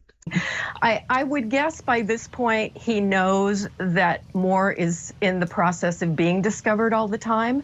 And I think, again, this is just the tip of the iceberg. So he may be disappointed, but I don't think he's terribly surprised. Susanna, how much has changed? Because this case with Valerie Mack goes back to 2000. They preserved this evidence, and now they're testing it, more than 2 decades later. They were able to get this mitochondrial DNA. How much has the technology changed versus when the murder took place? Right. It certainly has changed, especially that later testing that I just mentioned, the SNP testing. We did have some mitochondrial DNA testing available to us in 2000, but only at very few laboratories, and it was really rarely used. And in this case, it was not used until 2024. So we did have the mitochondrial testing where we could, easily exclude somebody. And if they were included, it might be that their hair, or it might be anyone in their maternal line. But it's really the testing available today with the SNP testing where we can really just basically individualize a person and say, I mean, it's virtually saying this is their hair. When you have a statistic that is so rare, there are 8 billion people on this planet. That's an 8 followed by 9 zeros. Here we have the number 1 followed by 300 and some zeros. I mean, the chances of finding another person with that same SNP profile is virtually impossible. Yeah. Siobhan, Scott, the other part of this is you look at him and his history. So many years. I mean, going back, the DA is talking about going back to 1993, to be able to presumably get away with it for all those years and to now finally be caught and the cases start to pile up. Do people like this have a sense that they are going to get caught, or do they hold on to the belief that, hey, listen, I can get away with this? Yeah, good question. You mentioned the narcissism factor before, and I think for most of them, that's a huge piece of what's going on in addition to psychopathy and sadism. But they do think they're smarter than everyone else. They do think they're special. And we know that in this case, he actually made calls to victims' families taunting them in at least one of the cases. And so they really do have this bizarre sense of getting away with things. We also know with the spreadsheets he kept that were recovered, that there was just absolutely meticulous planning on, dismembering the bodies, washing the bodies, trying to clear all trace evidence, cutting tattoos off, just sadistic, horrible things. And he very well may have been quite proud of himself that he got away with it for so long. And one final question, Susanna. There may very well be a trial or trials in this case. He might be proud. Is any of this evidence in a space that you work in DNA, where there can be differing opinions and differing interpretations of results like this? Well, without having looked at the results, it's hard for me to say, but certainly, especially in a high-profile case like this, there's going to be an opposing expert that will certainly pour through these notes and bench notes. And frankly, some of the technology that was used is very new. So they're going to have to review it. It may be one of the first times used in court. So that's definitely going to be something that has to be reviewed very carefully by a defense DNA expert. Absolutely. Anytime you have new science in a courtroom, it is always challenged. Absolutely. Yes. Susanna Ryan, thank you so much for your insight. Siobhan is going to stay with us. Coming up next, why were the remains in 2 different locations? We see that one of the dump sites which were discussed in that document was Mill Road, which was the road that Valerie was found in the vicinity of. How are we doing, guys? We're good? Okay. You're on very shaky ground. That is unreal. People wanted answers, and people started locking their doors. I did not do it to hurt anybody. You know what it is. Did OJ? On November 19th, 2000, in a wooded area off of Mill Road by hunters. Valerie Mack, the 7th alleged victim of the Long Island serial killer who's been named. Now, not 7th in terms of when she was murdered, but 7th in terms of when he was charged with her murder. I want to go through a little bit of a timeline and a map here so you get a better idea of what happened to Valerie here. On November 19th, 2000 in Manorville, 1 mile west of Halsey Manor Road and north of Mill Road, Valerie Mack's partial remains were discovered by 3 hunters who found a plastic bag wrapped with duct tape. Inside the first bag was an additional black plastic bag containing the decapitated body of Valerie Mack. Both of her hands had been severed from her arms above the wrists, and her right leg had been cut off at the mid-calf. That's 2000. Move now forward to April 4th, 2011 in Gilgo Beach. Valerie Mack's skull, hands, and right foot were discovered as part of the expanded search of the Gilgo Beach area. By 2011, I think it's mostly bones that are found. The partial remains were discovered along Ocean Parkway, less than a mile and a half east of where Jessica Taylor's skull, hands, and forearm were discovered. Each of the 5 previously discovered victim remains on Gilgo Beach, as well as the skull, hands, and right foot of Ms. Mack, were recovered on the same side of the road and at a similar depth of within 50 feet from the edge of the parkway. So here Valerie Mack's remains are found in 2 different places. I want to show you on this map, they're not next to one another. You're talking about 42 miles apart. 42 miles. So that's what happened to Valerie Mack's remains, which brings us to our next question in our investigation. Why were the remains in 2 different locations? Why are the remains in 2 different locations? Psychotherapist Siobhan Scott is still with us, and joining us, former homicide detective, host of The Interview Room with Chris McDonough. It's Chris McDonough. Chris, as a homicide detective and investigator, what does that tell you when you find remains in 2 different locations?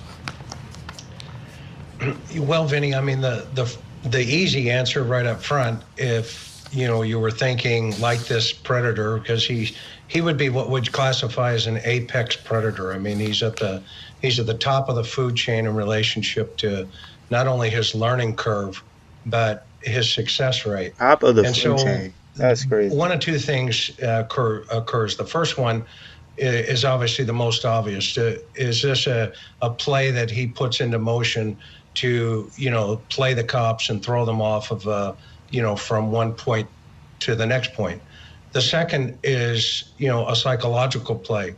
Is this a continual power and control move whereby he still has possession of the victim, i.e. only he knows where she's at, and it maintains his fantasy in relationship to his sadistic sexual behavior?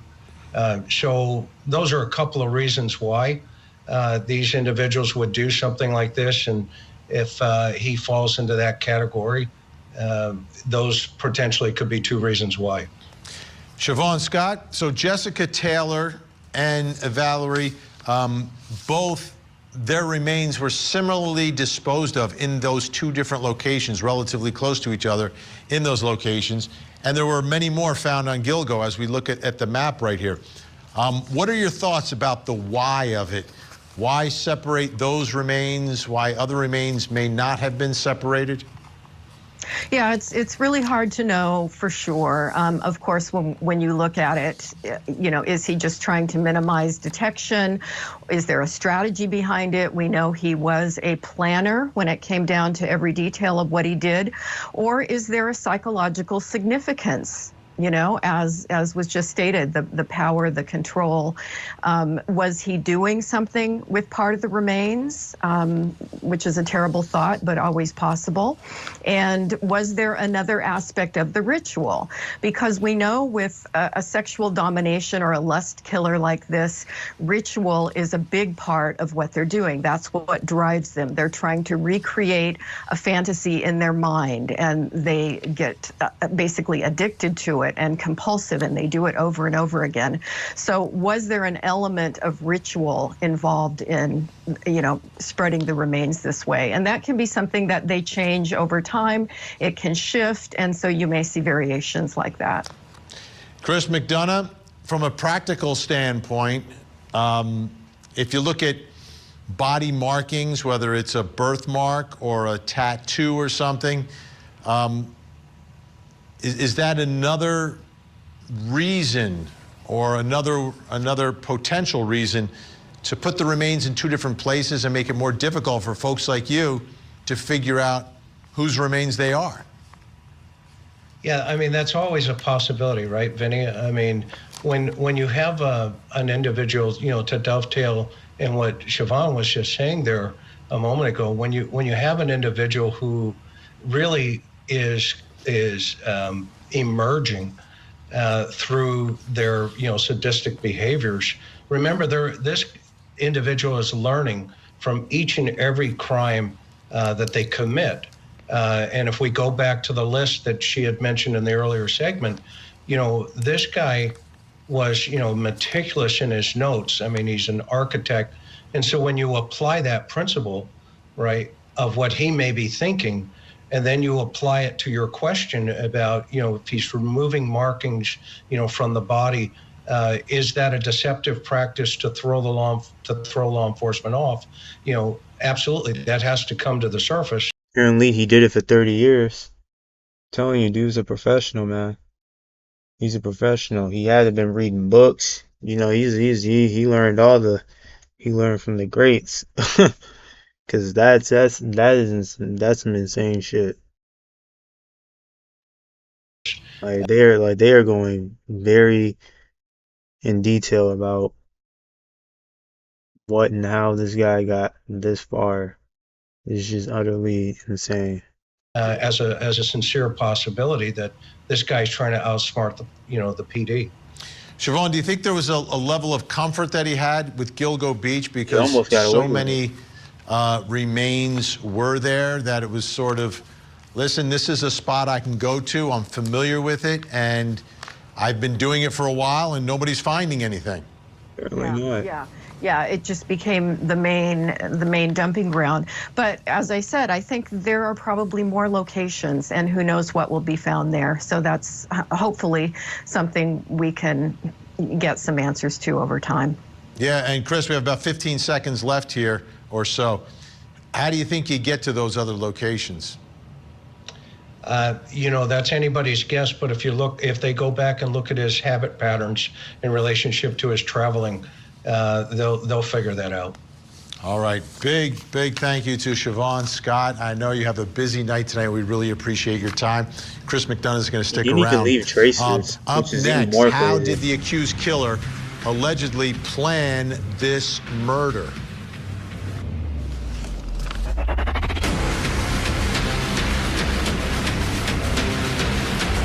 That guy's wild. Our investigation of the accused Long Island serial killer. Going to the mind of a serial killer is a dark place. And in this case, things are getting really dark. Here's the story.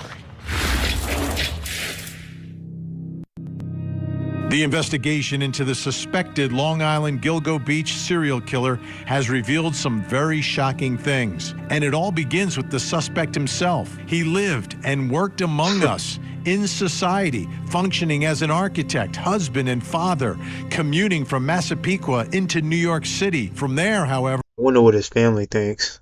I wonder what this guy's family thinks. Like, we didn't know. much of what we learn seems to fit the mold of a never serial acting so killer. weird. A strange home in a neighborhood which seemed out of place. Awkward interactions with people. And a seemingly large interest in the Long Island killings. But it took years for authorities to make an arrest. First, local police corruption sidetracked everything until a new task force was formed. And once they started their investigation, it took months to zero in on a suspect. And now the suspected serial killer has been charged with... I'm gonna be honest, that guy looks really ordinary.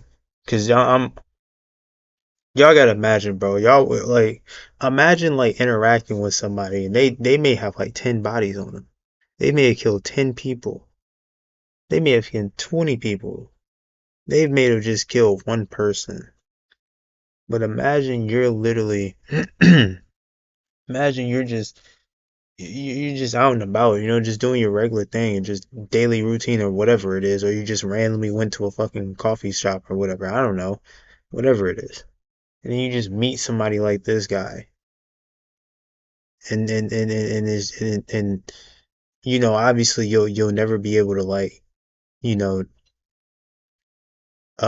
process or conceive the fact that this guy literally or anyone like him would have bodies under him. It's just completely it's just something I can't fathom to even think about, you know, when you're just talking to random people. Like it's just you just never know, man. You just never know. The murder of a 7th victim, Valerie Mack.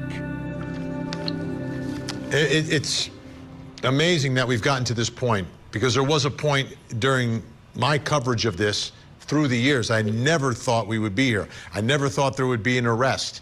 And now not just an arrest, but connecting the accused killer to more and more victims, including Valerie Mack. So we're learning a lot more, which brings us to our next question, which is, how did the accused killer allegedly plan this murder? Details, a lot of details going into the darkness of the mind of an accused serial killer. Joining me to help us through all this, an expert on serial killers and professor of forensic psychology and author of the book, How to Catch a Killer, Hunting and Capturing the World's Most Notorious Serial Killers. Dr. Catherine Ramslin is with us, and he represents the family of victim Shannon Gilbert, criminal defense attorney Johnny Ray. Thank you both for being here. I want to take a listen to this. We took a look at the state's motion to deny bail, and in it, they laid out a lot of allegations and details in this investigation. Let's take a listen as one of our producers reads it.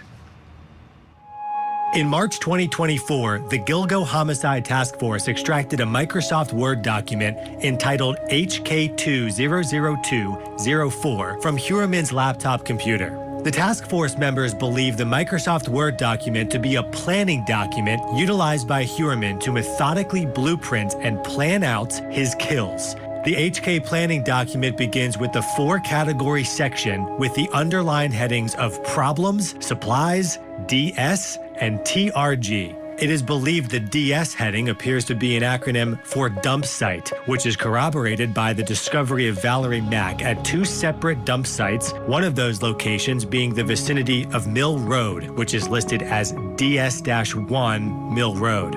As detailed previously, TRG appears to be a reference to target or victim. At the time of Miss Mack's disappearance and murder, she was approximately 5 feet tall and weighed less than 110 pounds, fitting the small is good note. Damn, y'all see that list? That's fucking crazy. This dude had a list. I'm telling you, this guy was professional, man. This guy is no joke. That's crazy, bro. There's trash, medical gloves, bags and tape, large electric clips, witnesses. I wonder what you need witnesses for. A witness. Oh, problems. Duh. Photos. Yeah, misleader. Police stop. Truck stop. Fingerprints. Wow. Yeah, when you start writing down stuff like this, that's how you know you're getting pretty good at what you're doing. And you're like obsessed with it too. So he's obviously obsessed with this shit, which is fucking nuts. This dude has a whole family. He wouldn't kill his family, but he'll kill anybody else though. The members believe supplies to be a reference to what supplies are needed to carry out the serial murders. One of the listed supplies is foam drain cleaner. A review of HeuerMann's Nextel cellular phone records reveals that on October 3rd, 2000, HeuerMann appears to make 2 outgoing calls to a plumbing company based in Lynbrook. In mid-November 2000, HeuerMann paid $265.83 to yet another plumbing company to check his mainline drain. The supplies section also includes notes to utilize rope or cord and bags and tape. each of which were recovered with the remains of the victim. The HK planning document contains a body prep section with a note to remove head and hands, which clearly relates to the condition of Valerie Mack's remains. Additionally, Valerie Mack was indeed packaged for transport, as this section indicates to do. Finally, the body prep section above. Oh, what if he was selling the bodies? What if he was like selling the bodies? Because most people they traffic organs. So what if he was like an organ trafficker too? You know, that would be kind of insane. Includes a note to remove ID marks, tattoos. The Gilgo Homicide Task Force interviewed several witnesses who confirmed Valerie Mack had a tattoo on her foot or ankle which depicted her son's name. The Gilgo Homicide Task Force members believe the defendant amputated Miss Mack's lower right leg at the mid-calf to inhibit and or delay the identification of Miss Mack's tattoo and therefore Miss Mack. Pretty sure that was a mugshot. A lot of details there. Dr. Catherine Ramsland, your thoughts about this little 4-column list that he had with the problem, supplies, DS, TRG. What does it tell you about the accused killer? Fucking professional. Well, the first thing is it starts in his fantasy life. He will have already thought about all the things he needed to do. This is not just a planning document, it's a checklist and it's a journal of some of the mistakes that he's made and the things that he wants to avoid in the future to ensure success and to ensure maximum time with the victim.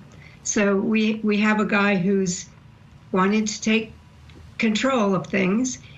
Part of that is writing everything down, and it reminds him what he needs to do.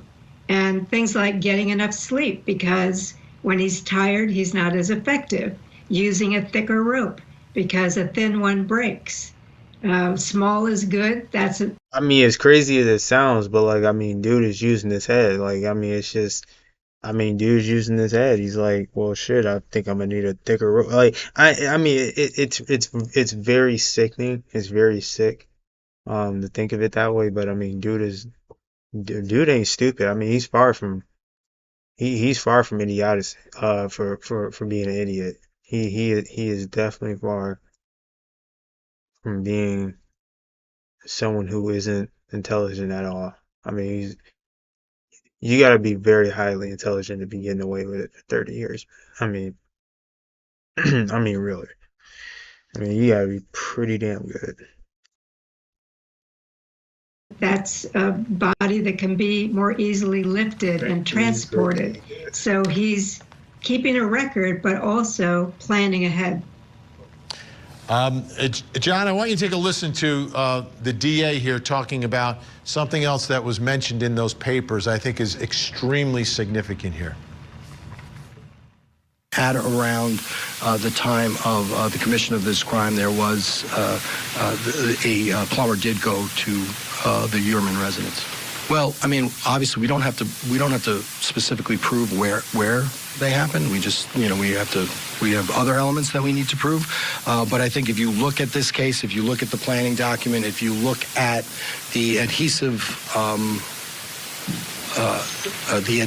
staining on the walls in a sort of enclosed pattern, I certainly all of that is consistent with the commission of those murders occurring at the home. John Ray, do you believe that these killings and perhaps others took place at the home? Yes, many of them, perhaps most of them did. Now Ray Tierney seems to be on board with that theory along with the detectives. But that would not necessarily bring up a point I've been making for well over a year, and that is that the family is involved in this.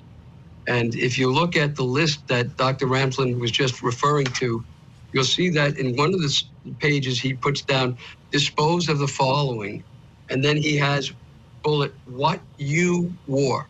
Not what he wore, not what I wore, what you wore. Somebody's giving him advice. This is a list that potentially somebody else made to give him advice about what to do. And if you look at things to remember, get sleep before hunt. right? These look like they're advices from somebody. Now, does he give him advice to himself? Possibly, but certainly possibly it's somebody else. And think about the hair that was found on the body for Valerie Mack. If you look, it's a female hair. There are now 4 bodies with female hairs that connect with either Victoria Heuermann or with the wife, Åsa Ellerup. 4. You know, one is perhaps just a coincidence. 2, 3, now 4. All of those bodies are found in different years at different times, and they all have the same female hairs types on them. And think about it, when Valerie Mack is killed, the child is, Victoria is only 2 years old. So the likelihood that that hair got there in 2000 isn't very strong, but it got there later. Are these people revisiting the bodies after they're killed? Take into account what Rex Heuermann did when he called one of the girl in Buffalo. He called her sister, Melissa Barthelemy. And he said to her, he was watching the body rot. He was returning to the scene. Was he returning with other people? Why are there 4 hairs? You have to ask yourself, look, if you're going to indict Rex Heuermann because of DNA on a hair, why are you not looking more closely at his family and their hair being involved? Why are you not looking at them and not just at him in this case? It's becoming more and more of a strained point that the family's being ignored. And we have other evidence. John, I want to do this, John. Before you get to that, I want to get some reaction from Dr. Catherine Ramsland. But prosecutors have said, and the attorneys for the family said, they have no involvement. They haven't been charged yet. But obviously, John has his theory. Dr. Catherine Ramsland, what are your thoughts about this to-do list? Could it involve other people giving him instructions, or is he talking to himself in the third person? Well, it can't be. We can't say he definitely got instructions from someone else. However, he was looking at books, and one of the books was a book I did some of the research for, The Cases That Haunt Us by John Douglas. He was looking at books, taking notes from those, thinking about himself in that context. And actually, it's similar to some of the things that Dennis Rader, the BTK killer, wrote to himself. So it could have been notes to himself. And what are your thoughts about the body, like mentioning that he's watching the body? Do you think he is just trying to torture someone, or is he literally telling them, listen, I'm watching the body? Both. I think he might very well have been there, but he also really wanted somebody to suffer. He wanted to experience the power that gave him to listen to someone's response to him. He didn't want to see that body all by himself. It was a way to share and get a sense of domination. And what do you think he's thinking right now, knowing that he's been charged with yet another victim? Is he angry with himself? Is he frustrated? How would that manifest itself, someone based upon the way he planned this?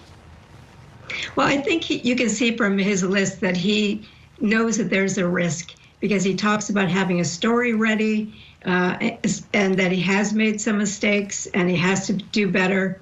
So I know he realizes there's a risk, but I also think he might have a sense of narcissistic immunity, that they can't really touch me because I'm smarter than them, and they're really not going to get me. All right, John Ray is going to stay with me. Big thank you to my guest, Catherine Ramsland. If you want to hear more, you can read her book, How to Catch a Killer, Hunting and Capturing the Most Notorious Serial Killers. Thanks so much. Still to come, should investigators be looking for more victims? The defendant is now charged with the murder of 7 young women.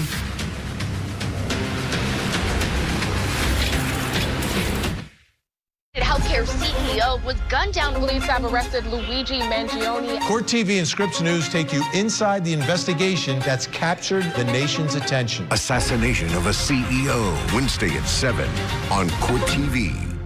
This was a depraved game of chicken. Driving the wrong way into oncoming traffic. He basically kidnapped me. There was not a kidnapping. The fake kidnapping murder trial. Trial coverage weekdays, 8/7 Central on Court TV. Today, my office filed a superseding indictment charging the defendant Yerman with a seventh charged murder in the second degree for the murder of Valerie Mack, which occurred in 2000. The defendant is now charged with the murder of 7 young women. Sandra Castilla from 1993, Valerie Mack from 2000, Jessica Taylor from 2003, Maureen Brainerd Barnes from 2007, Melissa Bartholomew from 2009, Megan Waterman from 2010 in June, and Amber Costello from September of 2010. Again, they occurred between 1993 and 2010.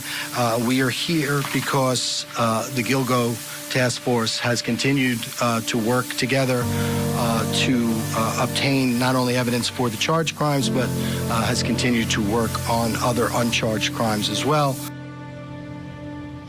There are more victims. Like, he's been charged with 7, but there are others who were found, and he hasn't been charged with some of them.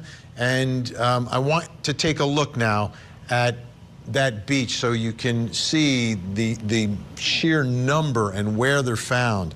And you begin with Amber Lynn Costello, who he has been charged with that one. She was found nude, wrapped in burlap.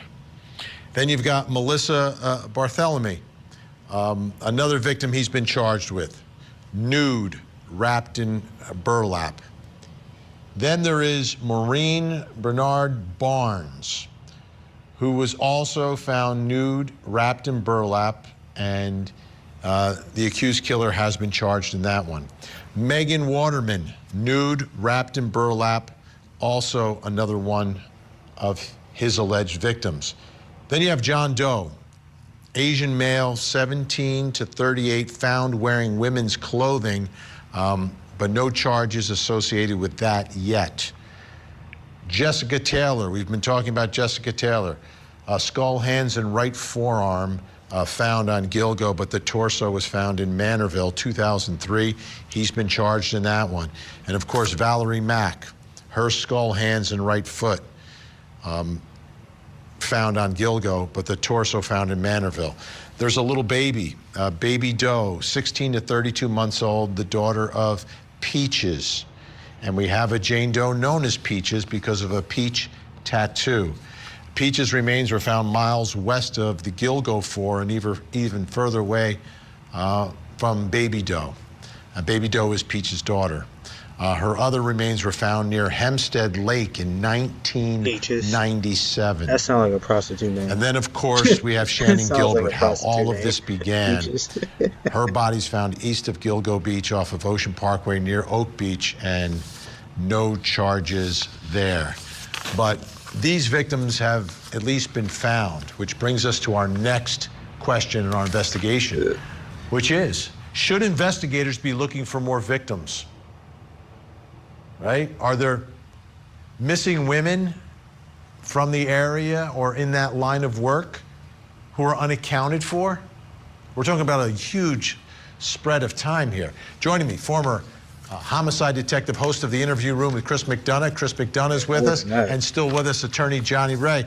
John, are there other families of missing women who suspect that their loved one might be a victim and they haven't been found?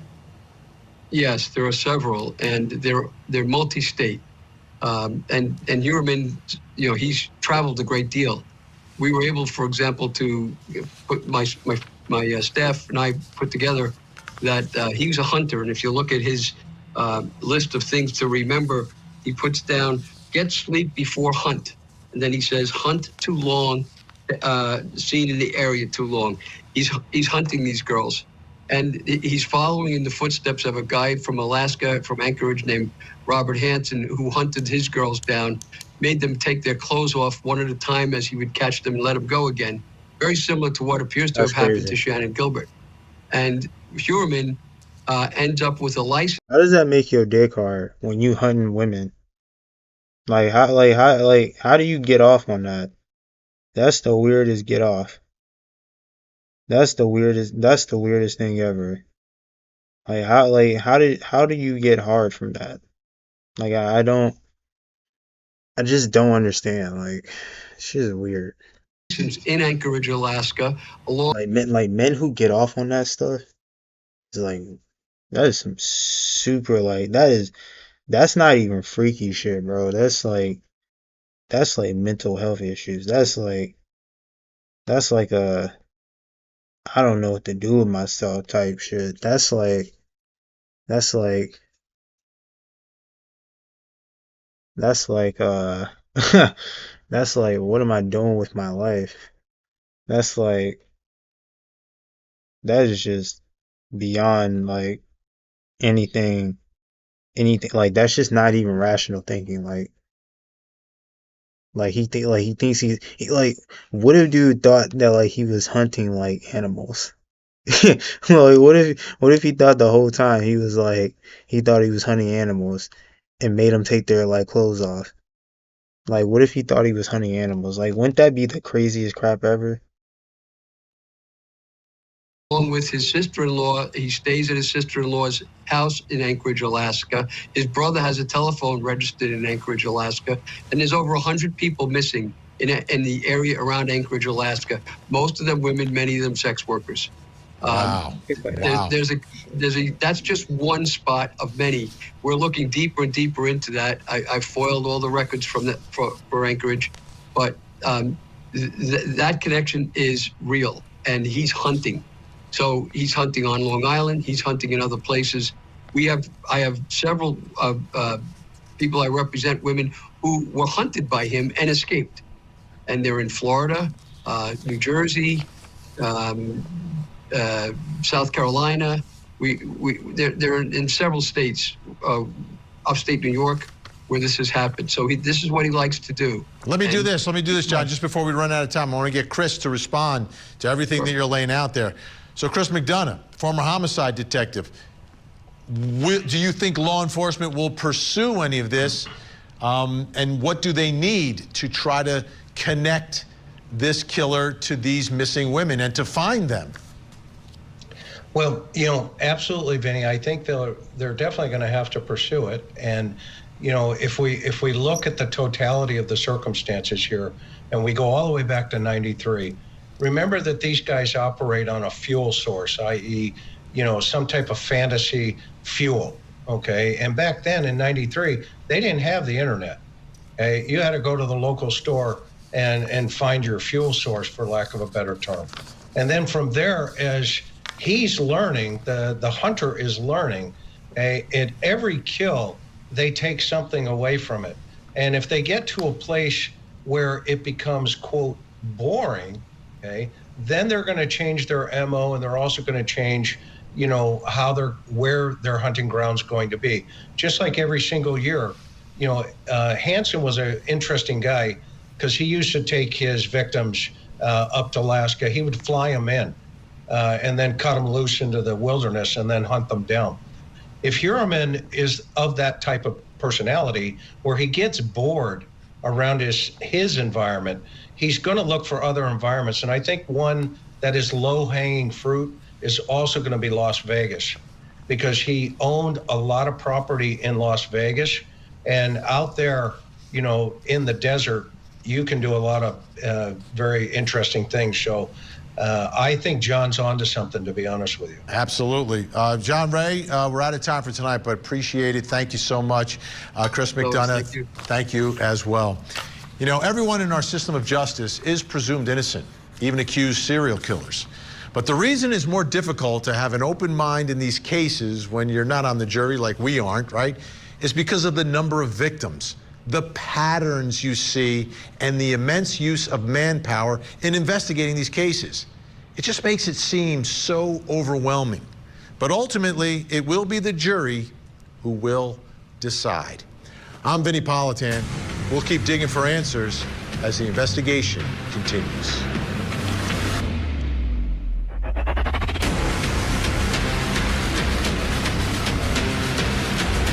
There we have it, folks.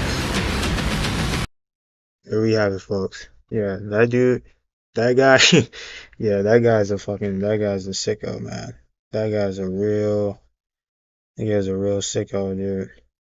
But yeah, I think we're gonna end it here, and uh, yeah, I think we're gonna end it here. You guys need to subscribe and like my channel. Thank you for watching. As you see, I got the thumbnail on there. I used to have the thumbnail better. It used to be on there better. I used to have it on there um at like a certain size or whatever, but for some reason it's not showing up the way I wanted. The aspect ratio is just like kind of nuts or whatever, so I'm gonna have to go back and find the aspect ratio again because it wouldn't let me upload it the first time. It kept saying that I was over a certain amount of like megabytes or whatever crap, so I just have to re-upload it again. But yeah, but I mean, yeah, yeah, we'll be tuning in again tomorrow. Probably set up a time, probably schedule like a time or something like that. And thank you guys for watching. Oops, I don't know why I had that up there like that. Let's go to the X. Let's see. Oh, this is Denzel Curry. The man's here. There's no fear. Came through with no tears. I don't cry. Matter of fact, I don't lie like a bedside. To tell the truth, then I tell you what it is or what it ain't. Please roll me up another dank, another smoke. Though I see it as the antidote to cure my daily anecdotes. I see my thoughts as adios. Finito, I get New Jerseys like I was a Guido. The ego, gotta be vetoed if you want a free throw. The evils, stay with the scripture, what your mama read you. You gotta milk the game, son, I couldn't bottle feed you. This next bar was about to do some logic shit. But now I gotta stop the shit and let me Denzel Curry, he always still adding on, staying positive. Always. All my niggas on my side on the opposite. Get money from a show, then deposit it. Yo, shows got no hoes, I acknowledge it. So braggadocious, spit sick shit, it's atrocious. Rising like the stock broken. The Shogun came through with no gun. One man, Ichiban, fresh out of Japan. Do as I command, and what I demand is some fucking peace and quiet. I told him, please go to church and please get on the diet. Shootbox came with the doo-wop. 1 billion and 2 cops can't find Tupac. 2 shots, that's 2 grazed in 2 days. But those up must come down on Tuesday. And I don't like Pixar, Miss Star. I am the master. I came through like a bastard. Nobody fathered my style. People say I would fall up, but I've been here for a while. So nope. Are you ready for the motherfucking giant, the tyrant, the titan, the ogre, the lichen, the vampire, taking over empires? The game was a tooth. I'm a fucking pair of pliers. We gon' do 'em Vinny style. As you can see, this nigga got many styles. No too many niggas that got semi rounds. And cold like ice. Put thorns to your crowns. You go out like Christ, my nigga. Get money from a show, then deposit it. Yo, shows got no hoes, I acknowledge it. So braggadocious, spit sick shit, it's atrocious. Rising like the stocks broken. The Shogun came through. Like the stocks got broken. Fresh out of Japan, do as I command, and what I demand is some fucking peace and quiet. Told him, please go to church and please get on the diet. Damn. Denzel murked that shit. Denzel murked that shit. Yeah, we just gonna end it with that, y'all. We gonna end it with that because Denzel just murked it, y'all. Well, we'll see y'all on another stream, man. Yeah, hopefully Denzel drops another song like that because that was fire. I grew up listening to Denzel Curry, so shit was fire, man. All right, y'all. Peace.